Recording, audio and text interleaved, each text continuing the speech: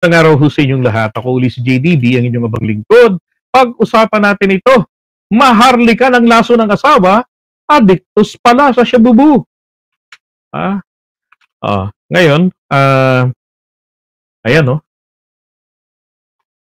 Ito yung picture na nakuha ko rin sa vlog ni Mima Alicia. So, ito yung trabaho niya noon, nung isa siyang pokita, dyan sa Cubao. Okay, ito. Ayan, sa taas binakalagayan dyan, Cubao. Yan. At gimbal na gimbal si Mima Alicia sa kanya hong natuklasan dyan. Kasi nga, idol na idol niya po yan dati, si Maharlika. Noong panahon pa ni dating Pangulong Duterte. No, akala niya ay matino, pero nagulat siya sa mga natuklasan niya recently. Lalo na sa in-email sa kanya nito ni Yona Nimus. Na mga dokumento, 11 documents yun ng mga katarantaduhan ni Maharlika. So, bukod doon, yung pagsyukti niya sa kanyang asawa na, sabi nga rito, pinainom niya ng anti-freeze at opioids, yung pain reliever, painkiller. And then yung anti-freeze, yung brand na ginamit niya dito, minsan na content natin yan, clear, manamis-namis, walang amoy, diba? So mapagkakamalan talaga na pwedeng inumin for human consumption.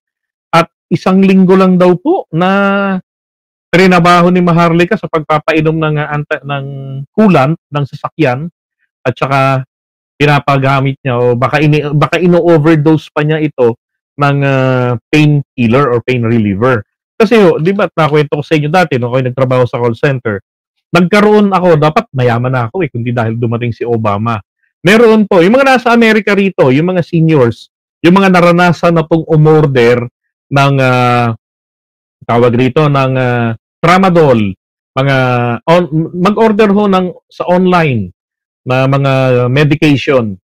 Diba? Meron, pag umorder kayo sa website, meron doong chat, no, automatic ito, na tinatanong kayo, dinadiagnose kayo. Ano nararamdaman mo? Yung mga ganito. Sasagutin nyo yon. Saan parte ng katawan nararamdaman? Yung occurrence nito. Ilang beses sa loob ng 1 oras, yung mga ganyan. So, through online. Yan po ay system, okay, na ginagamit po sa mga barko. Kasi wala namang doktor ang mga barko So, ginagamit po yan at yan po ay legit. Kasi yung pagdadiagnose, dyan ho malalaman kung ang isang tao ay pwedeng mag-place ng order. For example, isang kabataan na hindi man lamang nakaranas ng aksidente o car accident. Diba? Ano ba nagiging problema ng mga kabataan? Diba? Kapag heartbroken, in depression, tapos order ka na sila ng pain reliever, hindi po sila makakapag-place ng order because of their age. Tapos wala silang history ng aksidente na pwedeng manakit yung mga buto-buto, kasu-kasuan nila, o kaya naman base roon sa kanilang pamilya. Kasi lilitaw pong lahat ng yan sa mga tanong. I even tested our own website. I had 4 website ng online pharmacy. From A to Z. We have Cialis. Ang pinaka-common dito, itong Viagra, at saka ito pong tramadol. Saking iba pa. Now, may mga customers kami dyan na dahil yung pong 4 na website namin, 2 sa isang company at 2 rin dun sa kalaban. Ngayon, ang nangyari, ino-overdose niya pala yung sarili niya. So, minsan, nung tawagan namin, through phone, kasi bakit hindi na siya nagtatawag sa customer service, nagpa-follow up ng order niya, ang sabi ng nanay niya, your friend is fucking dead. Nagulat kami ngayon, bakit ganon? Kasi pala, matanda na yon. Nagkaroon siya ng car accident. I even asked him, sir, bakit po kayo bumabanat ng napakaraming tramadol? Pwede ho kayong masama sa kalusugan nyo. Kasi I saw the order being placed through the other website and also on the other website. So, naku, may ginagawa ito. So, We used to call him up. Pero sabi niya, let me ask you. Sabi niya sa amin, let me ask you. Kung nagkaroon ka ng aksidente at nagbago takbo ng buhay mo, at you found something na makakapag-normalize ng buhay mo kahit sa saglit lamang na oras, even though alam mo unti-unti kang magde-deteriorate, will you not going to use that? Lalo na maraming umaasa sa iyo na mga tao. Pag nawala ka, umabsent ka, o na may mangyari sa iyo ng biglaan, maraming maapektuhan. So wala kaming magawa kung hindi ibigay yung order niya. Makalipas ng 1 taon, namatay siya because of overdose ng opioids. Tramadol ang lagi niyang binabanatan. Ino-overdose niya ang sarili niya. Para lamang maging normal ang buhay niya, makapasok sa opisina, at tuloy ang kanyang malaking negosyo. Now, isa ho yan sa ginamit daw ni Maharlika. Para yata, itong matanda, yung senior citizen, na nasa 70s na eh. So, 75 years old, tama, ay hindi po hindi ho makaramdam ng sakit na, kasi kapag ka nakainom ka, nung binasa natin yan, research natin, yung epekto nung coolant ng sasakyan, Diyos ko, right on the spot, may mararamdaman ka pong sakit na matindi sa loob ng iyong bitukan, pwedeng mag-cause ng internal injury. Ay, base doon. Pwede nyo nga i-google yan kung anong epekto ng coolant pagka nainom, pagka na-ingest. So sabi ron ni Mima Alicia, base raw doon sa medico legal, ay 1 linggo lang ang itinagal ng kanyang senior citizen na Black American. At ito pa ho masaklap. So, may anak sila. Dinemanda siya ng pamilya nitong matanda, kaya lang hindi na po itinuloy pa ito kasi nga naawa ron sa anak. Nakapagtataka lang naman po kung talagang mahal niya yon, kasi ang aligasyon ay ginamit niya lang yung matanda para makakuha ng pera sa insurance at maging tagapagmana. Diba? So kinuha daw, yan, Tylenol, in-order sa amin yan. Kinuha raw po yung bata. Ang nakapagtaka lang ho, sa mga lumang accounts ni Maharlika, ni Claire Eden Contreras, Woodruff, ay wala pong picture sila nitong matanda, ni maging nitong kanyang anak. Diba? Grabe. So, hindi niya ho talaga mahal. Abay, kung kayang-kaya palang sumukti ng asawa, hindi ho nakapagtataka, kayang-kaya nitong manira ng mga tao. Well, pwede naman ho kasing yan ay epekto ho ng paggamit niya ng illegal na droga. Itong yung unang content ni Mima Alicia, autopsy result ng asawa ni Maharlika, nako, merong palatandaan daw po physically na may mga physical na mga pananakit na ginagawa pala ito sa kanya doon sa matanda. Pagkatapos niyang diba, pakinabangan yung matanda, magkaroon ng anak sa BBC, nilason. Siguro merong merong jowa yung iba. No? Baka may natitipuhan na pwedeng pamalit doon sa matanda. Eto, isa pang ni-reveal ni Mima Alicia. Positive po siya sa methamphetamine. Ang methamphetamine po, ito po ay shabu-bubu. Diba? Na paborito niyang bigkas-bigkasin, iyan pong shabu-bubu. Ito naman, yung picture niya na nasa Cubao siya, nagtatrabaho.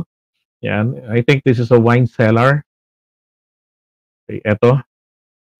Lavia. Talagang addict na addict itong bang gamitin niya Lavia. Baby M. Ito ho yung pinapakita ni Mima Alicia na HIV test. Yan. HIV testing, referral, and result.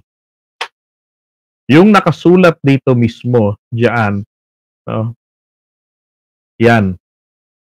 Sabi rito, a positive drug screen at birth for illegal drugs. If yes, what drugs? Methamphetamine po.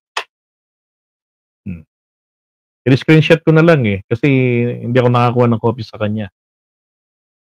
Terrible, di ba? Tapos meron pang isa na sinasabi rin si Mima na doon sa HIV, eh, hindi ko pa sigurado kung positive doon. Pero parang si Mami Peng kasi, dati na nilang alam yan eh. Sabi ni Lowelyn Manuel, positive din daw pala sa HIV. Wow. Kasi kapag kami HIV, alam nyo na, hindi lang po yung physical na katawan, kundi ho yung utak, eh magde-deteriorate ito. At bago yan malaman, it will take 5 years magmula po ng mahawaan siya bago po ito magmamanifest. And then, later on, eh, magiging full-fledged AIDS na po. Yung acquired immune deficiency syndrome. Diba? At doon eh, malulusaw na siya. Yes, meron nung hawak talaga si Mima Alicia. And china-challenge niya talaga itong si Maharlika na kung talagang patunayan mo ang pagiging inosente mo. Diba? Ito naman ang sabi ng isang nakita natin kanina na tawag dito. Teka ha.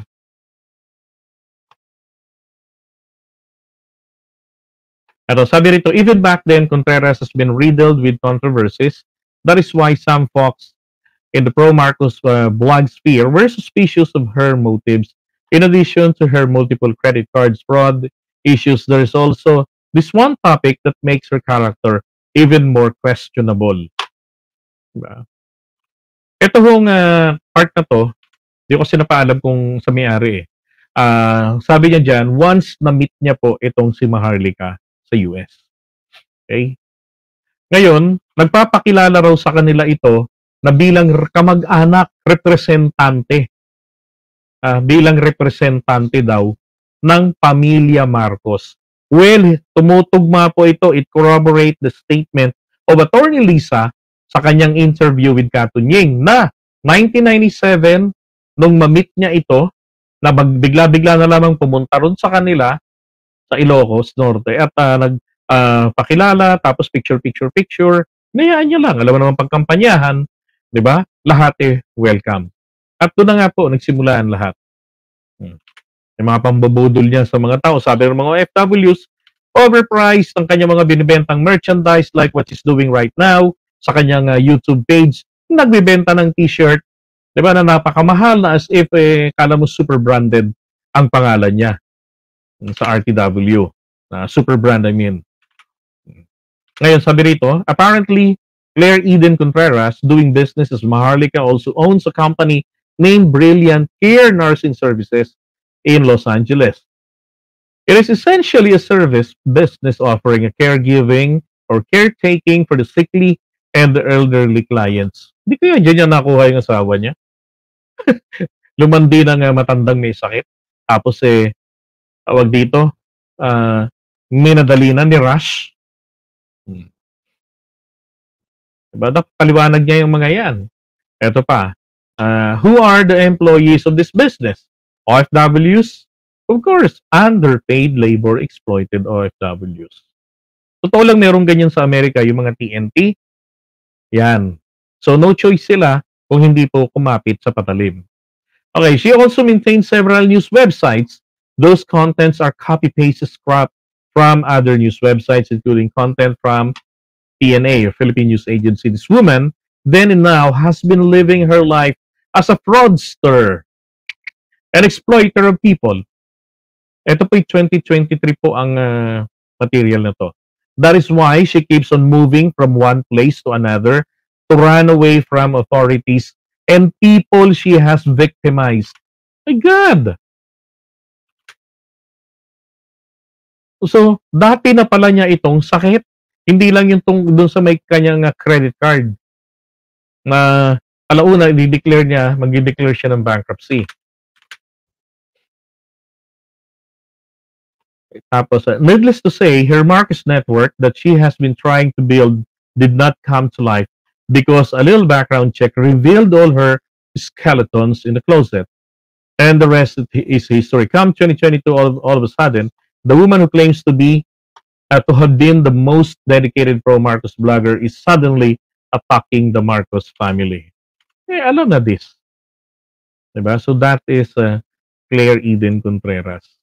Hinahamon ni Mima Alicia. Bakit hindi niya masagot-sagot ito? 'Di ba? At bakit totoo? Talaga totoong inosente siya. Sige nga, pakita niya ang picture nila nung Black American na asawa niya. Yung naghahalikan sila. Pakita nga niya yung picture nila nung kanyang anak niya doon sa matanda. 'Di ba? Kung talagang mahal niya yung mag-aama. Kapatid, kung kayang-kaya niyang pumatay ng asawa, hindi nakapagtataka na kayang-kayanin niya rin ang manira ng kahit na sino-sino man lang. At napakatanga rin ng mga Pilipino na nagpapaniwala sa kanya. Mga Pilipino na hindi nag-iisip man lang kahit konti. Ang paniwala nila, si Maharlika, isang santa, kumikinang, punyeta.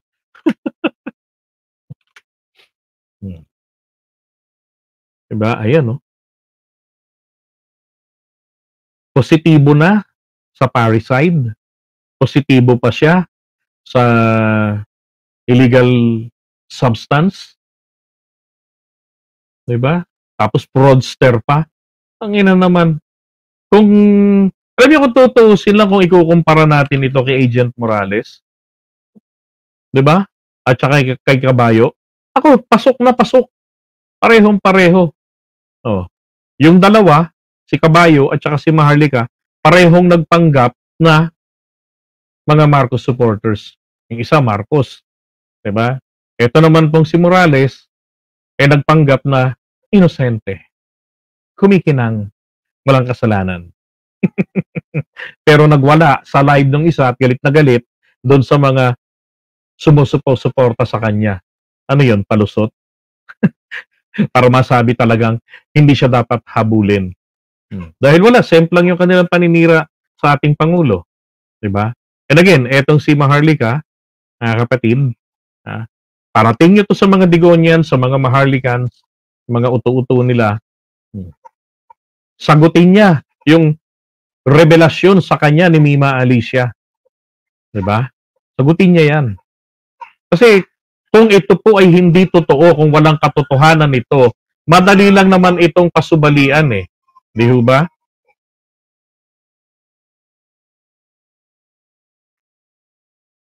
Okay, iwan ho muna natin ito, no? Si Gurgur Queen.